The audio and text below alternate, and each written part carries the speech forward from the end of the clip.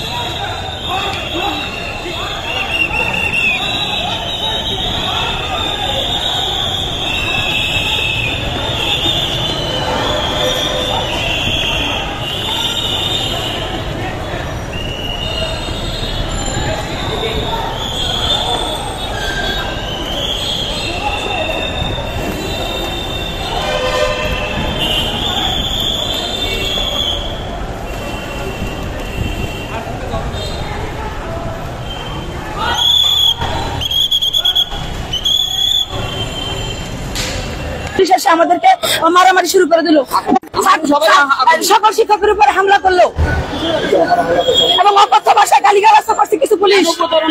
কেন সরকারের উপদেষ্টা, মাননীয় উপদেষ্টা কেন আমাদের সাথে প্রতারণা করলো?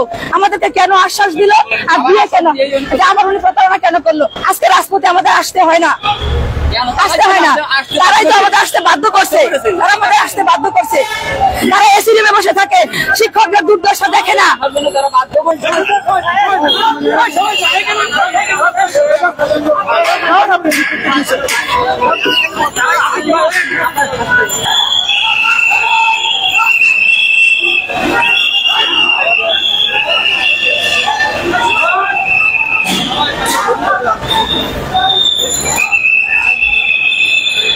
পুলিশ তাদের অভিযানে ব্যাপকভাবে পাল্টা ধাওয়া করছে।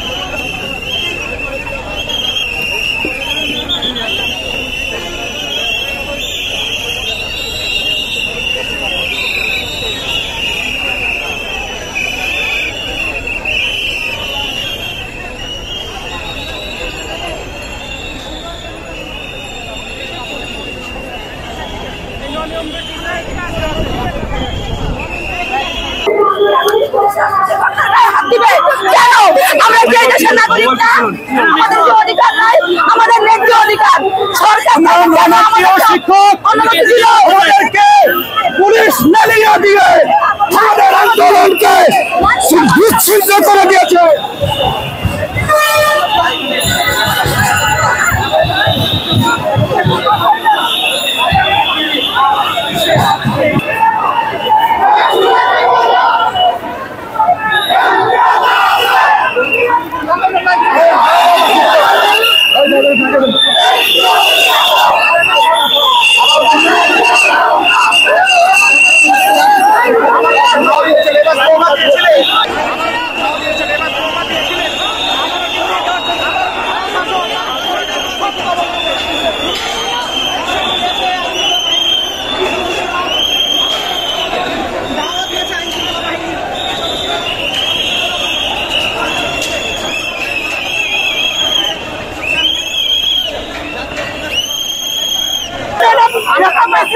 আমরা কি এখানে দাঁড়িয়ে আমরা এই চেষ্টাটাই কিন্তু ওরা কেন জানে আমাদের মধ্যে মিশে যাচ্ছে, এইটাই প্রবলেম হচ্ছে। ঠিক আছে, আচ্ছা ঠিক আছে, এই ননিয়ম টিচার এদিকে আসে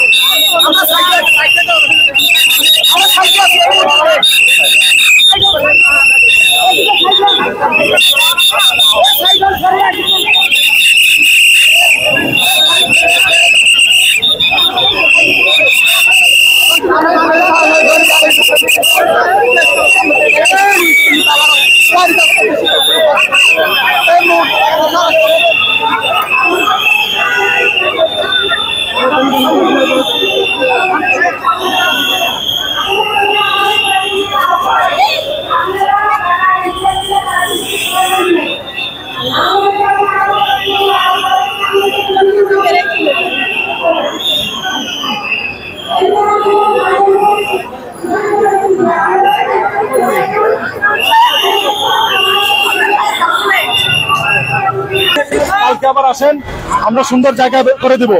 আজকে আপনাদের ভিতরে ওরা মিক্স হয়ে গেছে ভাই, চিনতেছি না কে কোনটা, সমস্যা হয়।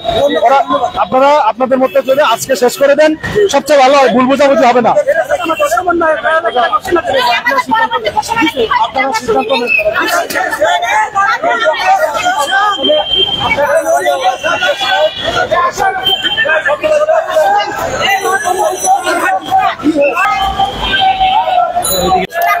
আপনাদের করতেছি না, আপনাদের করতেছি না, আমরা অন্য গ্রুপ করতেছি। এটা হচ্ছে তাদের ধরনের একটা ইস্যু।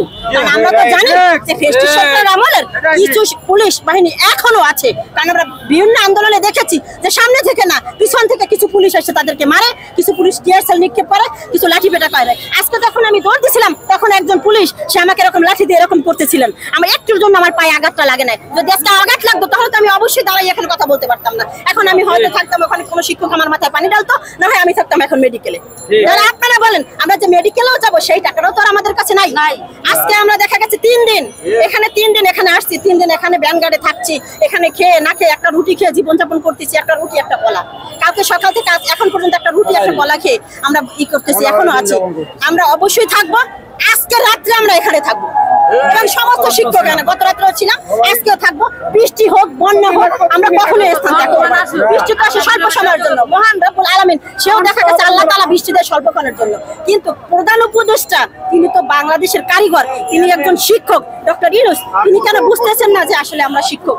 আসলে আমরা আমাদের যে অভিশাপটা সেটা থেকে মুক্তি পেতে চাই, আমরা অচিরে ঘরে ফিরতে চাই। আপনাদের মাধ্যমে আমি জানাতে চাই যে আমরা সমস্ত শিক্ষক আমরা যেন অনতিবিলম্বে ঘরে ফিরে যেতে পারি। আমাদের এইচএসসি পরীক্ষা সামনে আরম্ভ, আমাদের ওখানে ছোট ছোট সন্তানেরা রয়েছে, ওরা কিন্তু আমাদের মুখের দিকে তাকিয়ে আছে যে আমাদের শিক্ষকরা আসবেন। এখানে বেশিরভাগই দেখা গেছে প্রতিষ্ঠান প্রধান থেকে শুরু করে পিয়ন পর্যন্ত এখানে আসছে। বলেন একটা প্রতিষ্ঠান প্রধান থেকে শুরু করে যদি পিয়ন পর্যন্ত এখানে আসে, তাহলে ওই শিক্ষা প্রতিষ্ঠানে যারা পরীক্ষা দিবে আগামী 26 তারিখে তাদের সাথে কে কথা বলবে, তারা কার সাথে এসে পরামর্শ করবে, কিভাবে হলের শৃঙ্খলা রক্ষা করে, তারা ওই দিক নির্দেশনামূলক কথাগুলো কার কাছে শুনবে? দাবিটা উল্লেখ করে বলেন। আমাদের দাবি হচ্ছে একটাই, স্বীকৃতিপ্রাপ্ত যত প্রতিষ্ঠান আছে সব একযোগে। আমরা স্বীকৃতি বলতে 5, 10, 20 বুঝি না, আমরা বুঝি যার স্বীকৃতি আছে সে হোক 1 বছর কি 2 বছর হয়েছে স্বীকৃতি হয়েছে, সকল